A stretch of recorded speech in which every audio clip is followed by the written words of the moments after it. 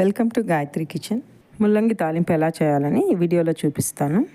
Video నచ్చినట్లయితే like చేసి share చేసి సబ్స్క్రైబ్ చేసుకోండి. ఈ ముల్లంగి తాలింపును చపాతీ, రోటీ, అన్నంలో కలుపుకొని తినొచ్చునండి. ఇప్పుడు ప్రాసెస్లోకి వెళ్ళిపోతాము. ముందుగా ముల్లంగిని తీసుకొని ఇలా స్క్రాపర్తో పై పొట్టునంతా పీల్ చేసుకోవాలి. పీల్ చేసిన ముల్లంగిలంతా కూడా ఒకసారి వాటర్తో శుభ్రం చేసుకొని ఇలా ముల్లంగిలన్నిటిని కూడా తురుముకోవాలి. ఈ తురుము పెట్టుకున్న ముల్లంగినంతా కూడా కుక్కర్లో వేసుకొని ఒక గ్లాస్ వాటర్ పోసుకొని, ఒక గ్లాస్ వాటర్ లేదంటే ముల్లంగి మునిగేంత వరకు వాటర్ పోసుకొని కొద్దిగా ఉప్పు వేసుకొని 2 విజిల్లు రానిచ్చి ఉడికించుకోవాలి.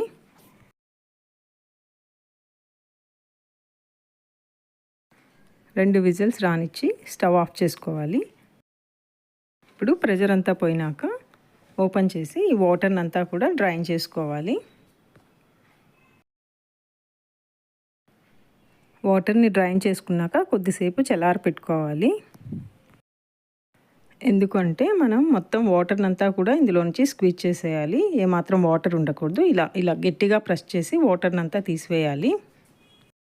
వేడిగా ఉంటే ఇలా స్క్వీజ్ చేయలేము, అందుకని మనం చల్లార పెట్టుకున్నాము. చూడండి వాటర్ ఎంత వచ్చిందో. ఇలా గట్టిగా వాటర్ని అంతా కూడా తీసివేయాలి.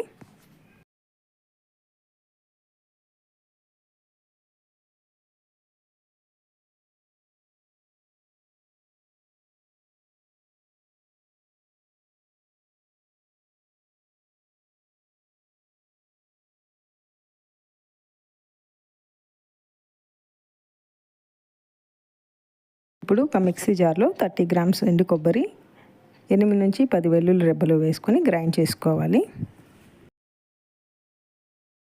నీళ్లు వేయకుండా బరకగా గ్రైండ్ చేసుకోవాలి. ఈ మాదిరిగా కచ్చాపచ్చాగా ఉండాలి.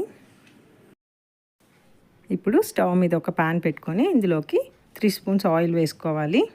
ఆయిల్ హీట్ అయ్యాక 1 టీ స్పూన్ ఆవాలు, 1 టీ స్పూన్ జీలకర్ర, 2 ఎండుమిరపకాయలు ఇలా తుంచి వేసుకోవాలి. కొద్దిగా కరివేపాకు వేసుకొని ఎండుమిరపకాయలు వేగినాక ముందుగా కట్ చేసి పెట్టుకున్న 1 కప్పు ఉల్లిపాయ ముక్కలు వేసుకొని వేయించుకోవాలి. ఉల్లిపాయలు మెత్తబడినాక మనం గ్రైండ్ చేసి పెట్టుకున్న కొబ్బరి, వెల్లుల్లిని వేసుకోవాలి. ఇప్పుడు స్టవ్ని లో ఫ్లేమ్లో పెట్టుకొని 1 నిమిషం పాటు వేయించుకోవాలి. నిమిషం పాటు వేయించుకున్నాక ఇందులోకి 1/2 స్పూన్ ఉప్పు, 1/4 స్పూన్ పసుపు పొడి, 1 టీ స్పూన్ కారం పొడి వేసుకొని కలుపుకోవాలి. మీరు స్పైసీగా తింటారు అనుకుంటే మీ టేస్ట్కి తగ్గట్టుగా కారం పొడి వేసుకోండి. ఇలా అంతా ఒకసారి బాగా కలుపుకొని ఇందులోకి మనం ప్రెస్ చేసి ఉంచిన ముల్లంగిని వేయాలి.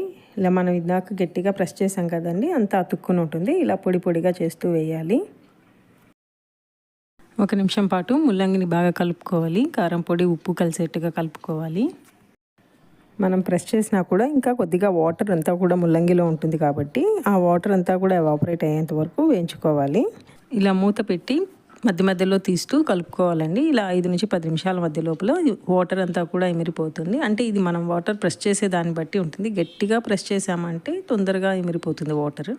మీకు కొద్దిగా వాటర్ ఉందనుకోండి, అంటే మీరు అంత గట్టిగా ప్రెస్ చేయలేదు, వాటర్ ఉంది అంటే ఆ వాటర్ అంతా ఎవాపరేట్ అయ్యేంత వరకు ఇక్కడ వేయించుకోవాలి. అంతేనండి, ముల్లంగి తాలింపు రెడీ అయిపోయింది.